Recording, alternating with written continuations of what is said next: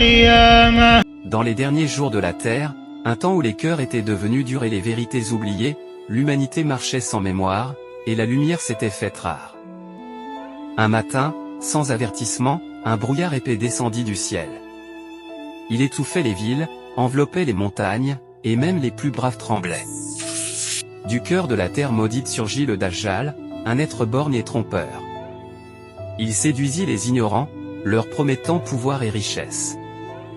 Il fit paraître le ciel comme un enfer, et l'enfer comme un paradis. Mais le ciel s'ouvrit bientôt, et comme une étoile descendante, Issa ibn Maryam revint parmi les hommes. Son visage brillait d'une lumière que nul ne pouvait soutenir. Il affronta le Dajjal près de la porte de Lude. Et d'un souffle béni, il mit fin à son règne de mensonges. Les tribus de Yajouj et Majouj surgirent derrière leurs barrières brisées, comme des vagues furieuses. Ils ravagèrent les terres, buvant les rivières jusqu'à la dernière goutte. Alors les hommes prièrent. Et Allah exauça, un châtiment invisible les anéantit. Alors, du sol, la bête émergea. Elle parlait, oui, elle parlait.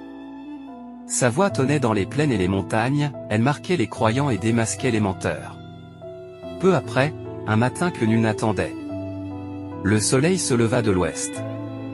Ce jour-là, le temps du repentir s'éteignit. Comme une bougie soufflée par le vent. Puis, la terre elle-même se déchira, un affaissement ici, un engloutissement là-bas. Des cités entières disparurent dans des crevasses béantes. Enfin, un feu colossal surgit du Yémen. Il s'étendit, poussant les peuples, forçant chaque âme à avancer vers son destin. Comme un berger rassemble ses troupeaux.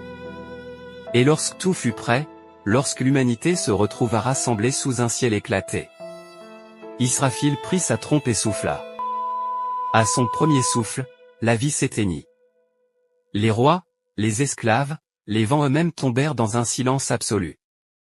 Puis, après un long moment que seul Allah connaît, Israfil souffla à nouveau. La terre craqua.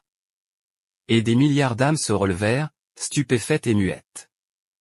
Le ciel n'était plus qu'une déchirure, la mer, une flamme, les montagnes, de la poussière. Chacun reçut alors son livre. Certains, tremblants de joie, le prirent de leur main droite. D'autres, accablés de honte, le reçurent de leur main gauche. Les élus entrèrent dans des jardins sous lesquels coulent des rivières. Où aucune larme ne coule plus, où aucun souci n'existe. Quant aux injustes, ils furent saisis par le feu rugissant. Un feu que ni les larmes ni les regrets ne pouvaient éteindre. Et ainsi s'acheva l'histoire de ce monde. Non pas dans le chaos, mais dans le rétablissement parfait de la justice.